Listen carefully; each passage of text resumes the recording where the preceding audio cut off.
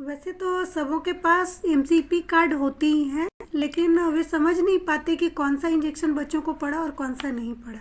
तो आइए आज हम इसी के बारे में जानें कि कैसे आप देखेंगे कि आपके बच्चे को कौन सा इंजेक्शन पड़ चुका है और कौन सा बाकी है, ताकि आप पूर्ण और संपूर्ण टीकाकरण को भी जान पाएँ और अपने बच्चे का कोई भी टीका छूटे नहीं, इसका आप ध्यान रख पाएँ। तो मान लीजिए कि यदि आपके बच्चे की जन्म 1 जनवरी 2020 को हुई हो, तो जब आपके बच्चे की जन्म 1 जनवरी 2020 को हुई है और यदि उस दिन बच्चे को ये 3 टीके दे दिए गए हों, तो उस दिन का डेट इसमें भरा हुआ आपको मिलेगा इस प्रकार से।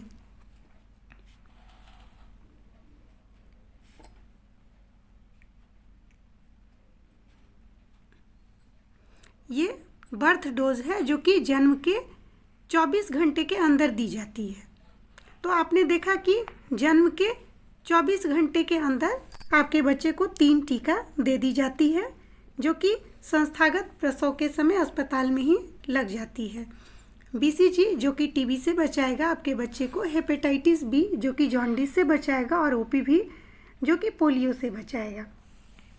ठीक इसके 1.5 माह के बाद बच्चे को इन टीकों की तिथि आ जाती है और तब हम देखते हैं कि बच्चे को क्या लगता है। ठीक 1.5 माह के बाद यानी अगले टीकाकरण की जो तिथि होगी वह आपकी हो जाएगी 16 तारीख के बाद की, फरवरी 16 तारीख के बाद की, चाहे वो 17 तारीख हो, 18 तारीख हो या फिर 20 तारीख हो। हम मान लेते हैं कि यदि 20 तारीख को आपके सत्र स्थल की डेट है, यानी आपके यहाँ आंगनवाड़ी या स्वास्थ्य उपकेंद्र में जो टीका पड़ता है वह 20 तारीख की तिथि है, तो 20 तारीख को फरवरी महीने में आपके बच्चे को ये टीके दिए जाएंगे। तो ये अगले टीकाकरण की तिथि है। यदि आपने इसी तिथि को लगवा ली तब तो इसमें सभी वही डेट पड़ेंगे।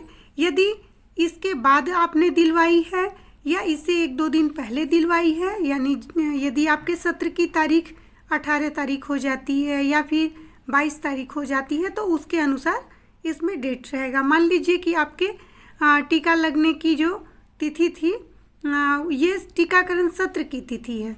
अगले टीकाकरण की तिथि आपकी जो थी वह 16 तारीख के बाद की ही है, लेकिन यह आपके टीकाकरण जिस तिथि को आपके आंगनवाड़ी में टीकाकरण होगी उसकी तिथि है, यानी अगले टीके के लिए आपको इस तिथि को आपके आंगनवाड़ी को जाना है।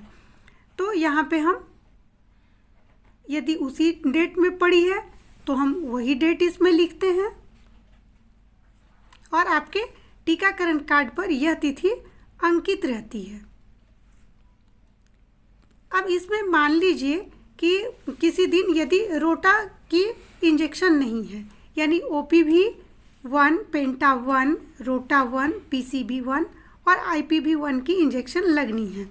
मान लीजिए रोटा 1 नहीं है या फिर आईपीवी 1 नहीं है, यहाँ ये सारे टीके पड़ जा रहे हैं, तो हम उस डेट में देखेंगे कि सारे डेट लिखे हुए आपको मिलेंगे।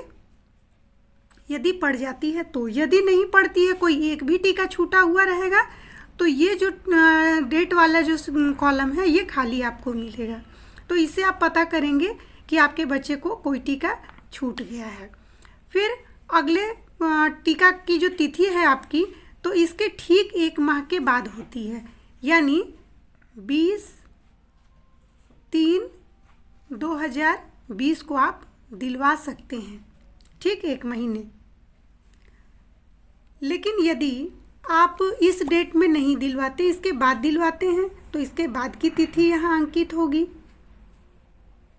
मान लीजिए कि आपके टीके की तिथि 20/3 को थी, उसी डेट में पड़ गई, तो यहाँ पर वही डेट अंकित होगा। यदि आगे पीछे होती है तो पहले तो हम नहीं दिलवा सकते, हाँ 28 दिन पे दिलवा सकते हैं, लेकिन 28 दिन के पहले टीके नहीं दिलवाए जाएंगे, इस बात का ध्यान रखा जाए। तो आप देखेंगे कि आपके कार्ड में ये तिथि भी अंकित है। इस प्रकार से अंकित रहेगा आपके कार्ड में। अब अगले सत्र की तिथि, तो अगला सत्र आपका फिर इसके ठीक 1 माह के बाद होता है, यानी 20/4/2020। लेकिन यदि 18 को ही यदि आपके सेशन का डेट होगा तो 18 को टीका पड़ सकता है। अब मान लीजिए कि ये सारे टीके पड़ जा रहे हैं, तो सारे टीकों की तिथि अंकित होगी इसमें।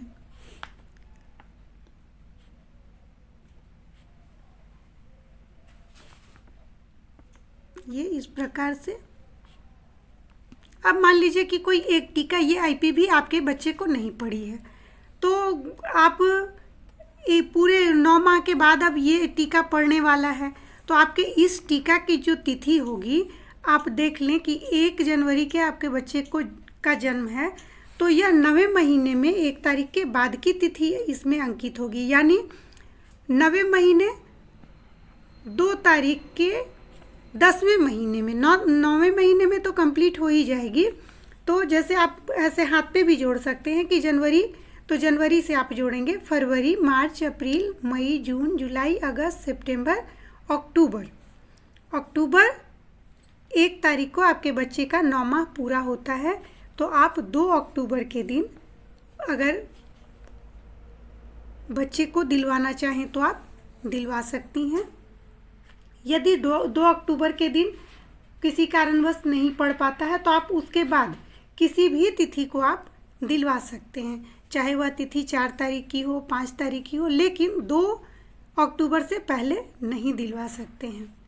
तो मान लीजिए कि 4 तारीख को पड़ा, तो यहाँ पर 4 तारीख। अब मान लीजिए आपने बीच में इसको आईपीवी नहीं दिलवाया है, तो आप उस डेट को दिलवा सकते हैं, लेकिन आप ध्यान रखें कि यदि इन टीकों में से कोई एक कॉलम भी खाली रहता है, तो आप बीच में जा कर के उन्हें दिलवा लें। यह आपके बच्चे के लिए बेहतर होगा कि आप समय पर सारे टीके दिलवा लें। किसी कारणवश एक छूट जाता है, तो आप अगले सत्र के दिन उसे जाकर दिलवा लें। तो इस प्रकार से 9वें महीने में MR1 का पड़ेगा, JE1 का और विटामिन ए की पहली खुराक पड़ेगी, और साथ ही PCV का बूस्टर डोज पड़ेगा। इस प्रकार से आपका पूर्ण टीकाकरण कंप्लीट हो जाएगा।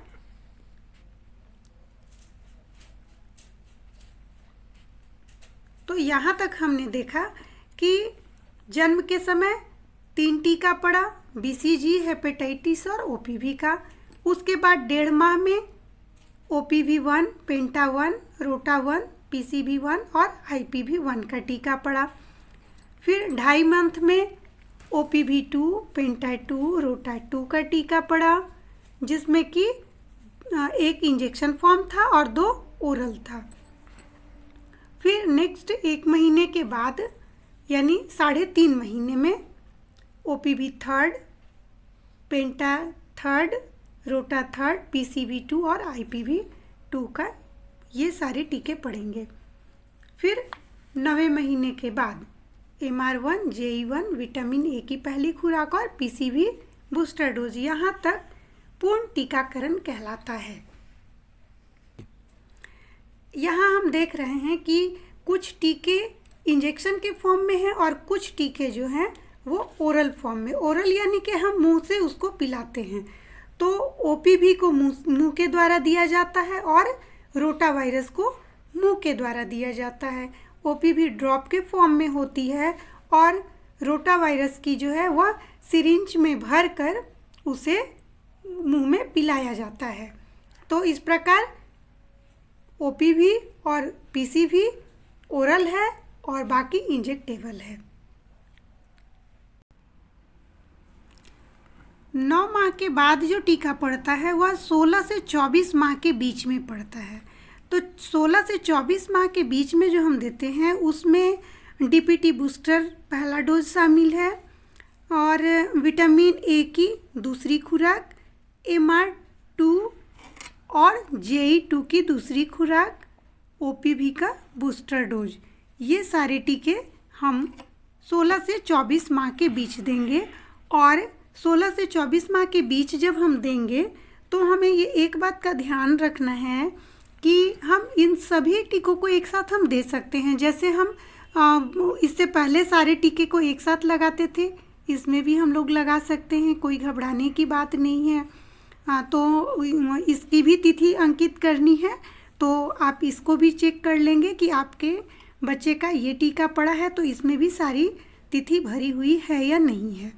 तो मान लिया जाए कि इसको हम 5/5/2021 को लगाते हैं, तो साथ में ये सारे कॉलम भरे हुए आपको मिलेंगे यदि सभी टीके पड़ गए हों तो।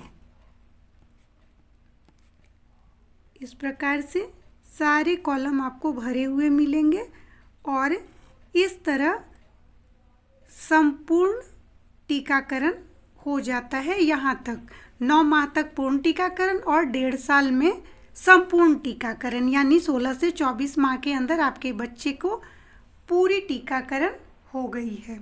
अब सभी का सवाल रहता है कि क्या 3 साल में पढ़ेंगे?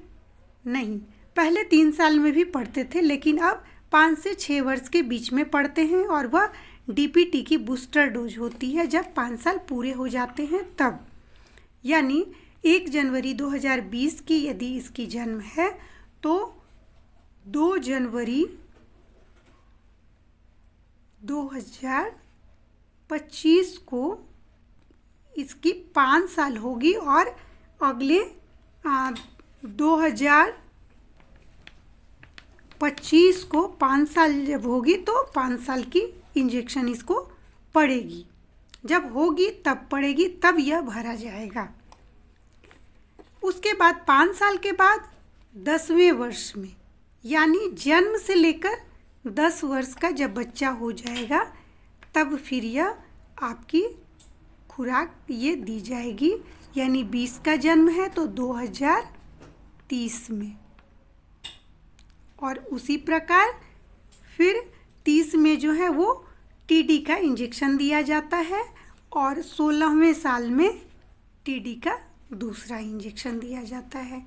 इस प्रकार से सारे टीके कंप्लीट हो जाते हैं और आप देख पाते हैं कि आपका टीकाकरण कार्ड में कोई भी टीका छूटा हुआ है या नहीं है। यदि ये सभी भरे हुए हैं तो आप निश्चिंत हो जाएं, आपके बच्चे ने सारे टीके ले लिए हैं, यानी आपके बच्चे के टीकाकरण की एक भी कड़ी टूटी नहीं है और सुरक्षा चक्र भी काफ़ी मजबूत हो गई है।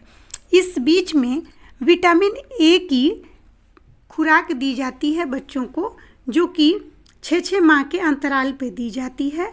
यानी 1.5 साल के बाद 2 साल में विटामिन ए की दूसरी खुराक, 2.5 साल में चौथी खुराक, 2 वर्ष में जब हम तीसरी खुराक देंगे, फिर 2.5 वर्ष में चौथी खुराक देंगे, 3 वर्ष में 5वीं खुराक, 3.5 वर्ष में 6ठी खुराक, 4 वर्ष में 7वीं खुराक और 4.5 में 8वीं खुराक और 5वें वर्ष में 9वीं खुराक और अंतिम खुराक उसे दी जाती है।